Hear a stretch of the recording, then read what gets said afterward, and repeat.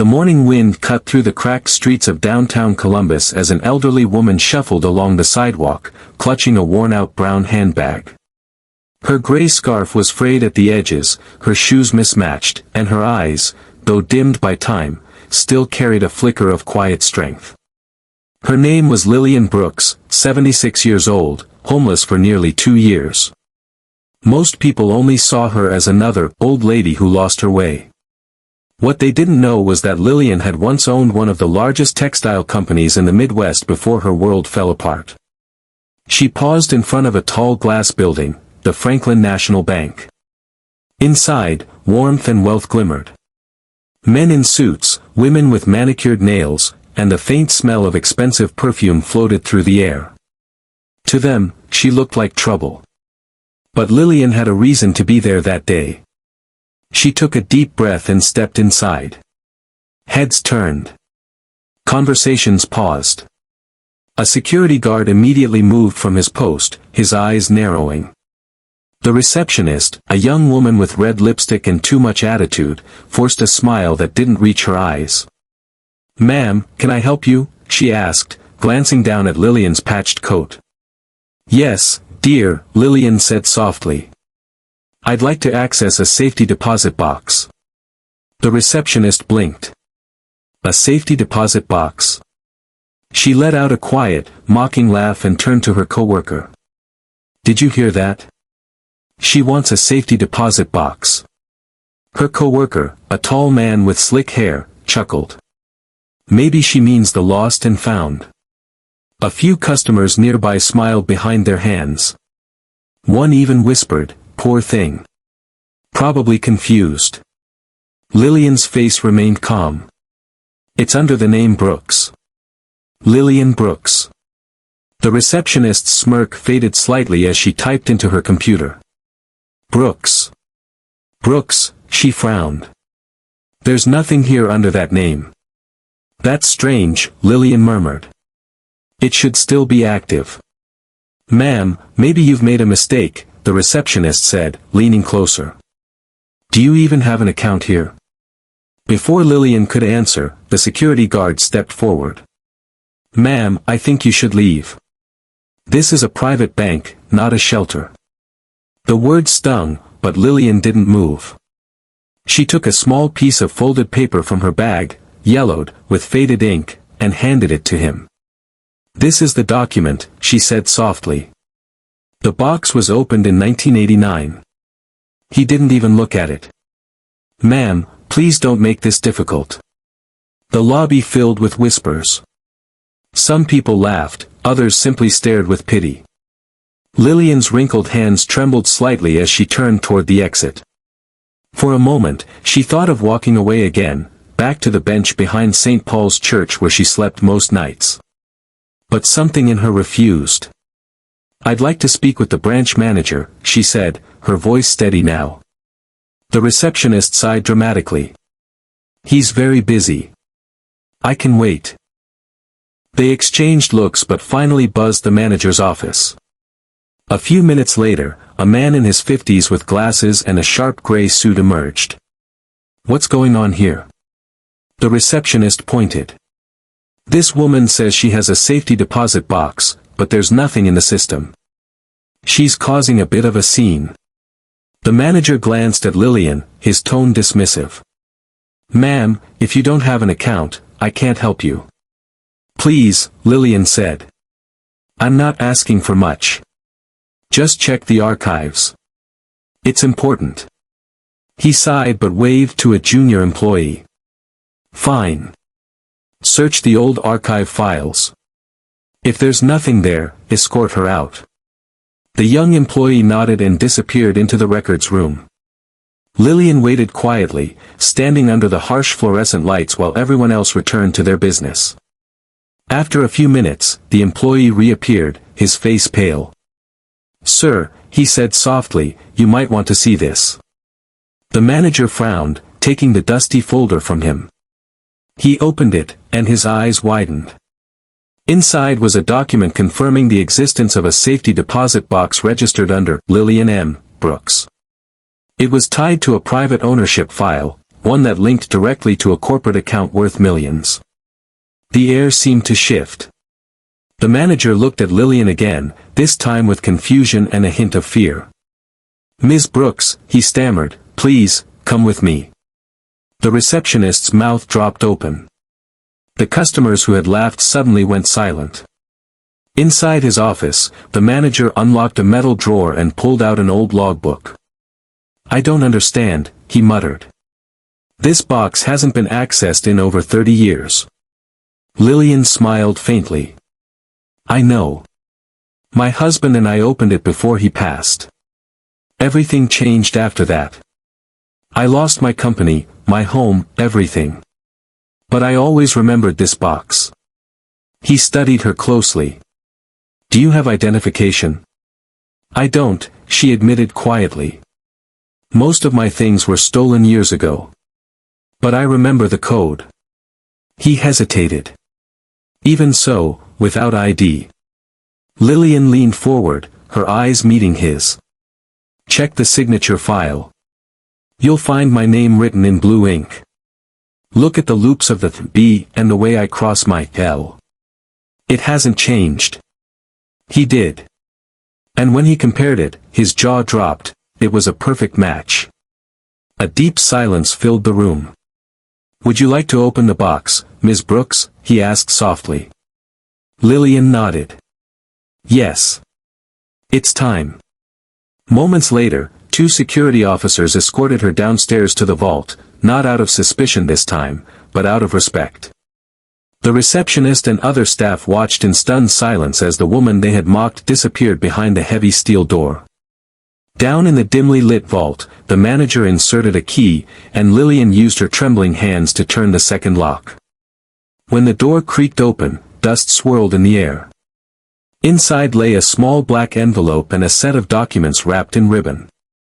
Lillian's breath caught. "Just as I left them." She opened the envelope, and inside were certificates, ownership documents, and deeds bearing her name. Franklin Textiles Corporation. The same company that, over the years, had quietly merged into a major national brand. The manager read the papers and paled. "Ms. Brooks, this company was absorbed by Franklin Holdings 20 years ago. Which means..." She looked at him knowingly.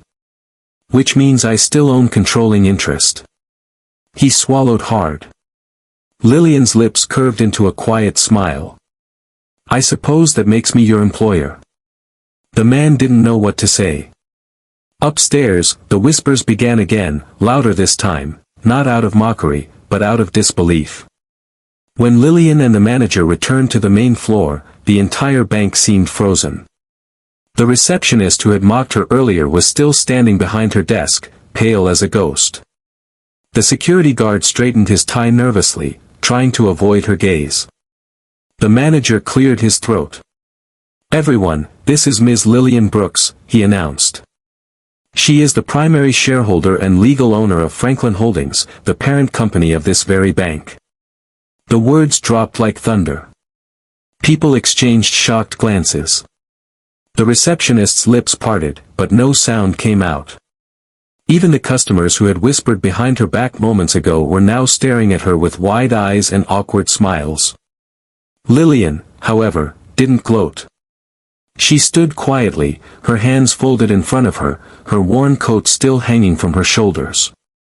"I don't expect apologies," she said softly. "I just hope this reminds everyone that dignity costs nothing." Her voice carried through the hall, steady, calm, and filled with quiet power. No one spoke. Not a sound. Even the security guard lowered his head. The manager, visibly embarrassed, gestured toward his office. "Please, Ms. Brooks, let's discuss this in private. There are matters we should review immediately." Inside, Lillian sat across from him while he scanned through the documents she had brought from the vault. "You still own a significant percentage of shares," he explained. "In fact, enough to make you the majority stakeholder. It's astonishing these were never claimed."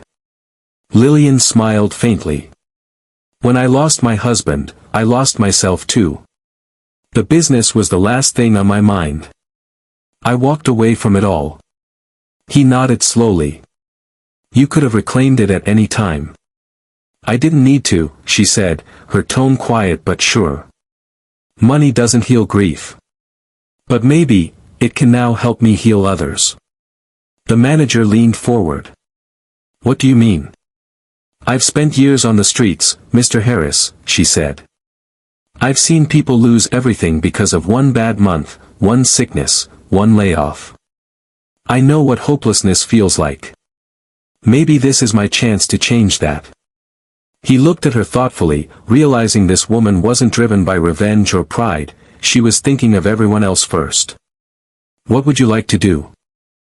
I want to open a foundation, she said, her eyes brightening.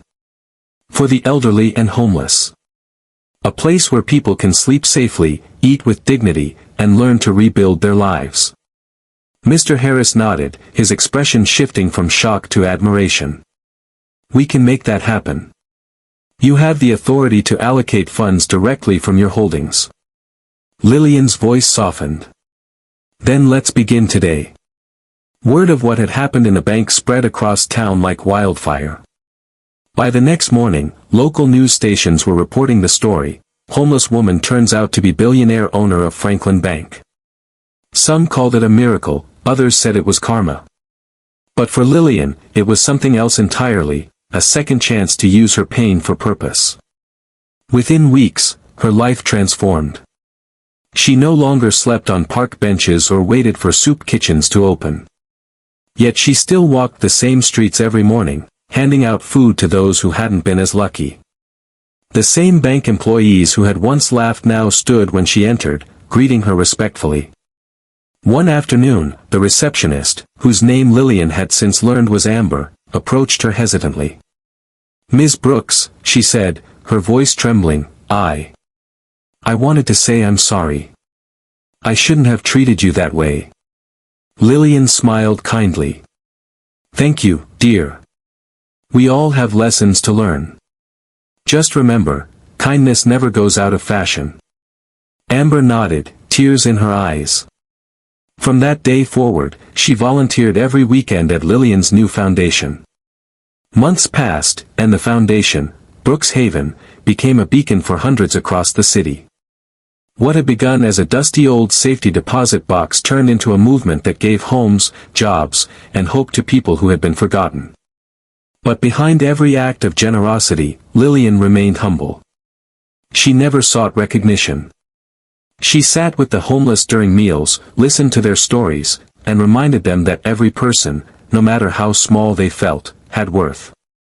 One rainy afternoon, a young news reporter asked her during an interview, Ms. Brooks, after everything you've been through, what message do you want people to take from your story? Lillian looked into the camera, her voice steady and full of warmth. Never judge someone by how they look or what they've lost. You don't know their story, or how much strength it takes to keep standing. And never forget, one act of kindness can change a life, even your own. As she spoke, her words reached millions online. People across the country shared her story, some crying, others inspired to look at the world differently. Later that evening, when the lights dimmed at Brooks Haven, Lillian sat by the window, watching the city skyline glow in the distance. She thought about her late husband, about the years of pain, and the long road back to purpose. She whispered quietly to herself, maybe this was always meant to be. Maybe losing everything was the only way to find what truly matters. Outside, a young man in tattered clothes approached the gate hesitantly. The night guard opened the door, and Lillian waved him in. Come in, sweetheart, she said gently. You're home now. And for the first time in years, she felt completely at peace. Her story wasn't just about wealth rediscovered, it was about humanity restored. The next morning, a new plaque was placed at the entrance of the bank. In honor of Lillian M. Brooks, a reminder that compassion is the greatest currency of all. And everyone who entered the building, no matter how rich or poor, would stop for a moment and remember the homeless woman they once overlooked, the same woman who owned it all, and yet chose to give everything back.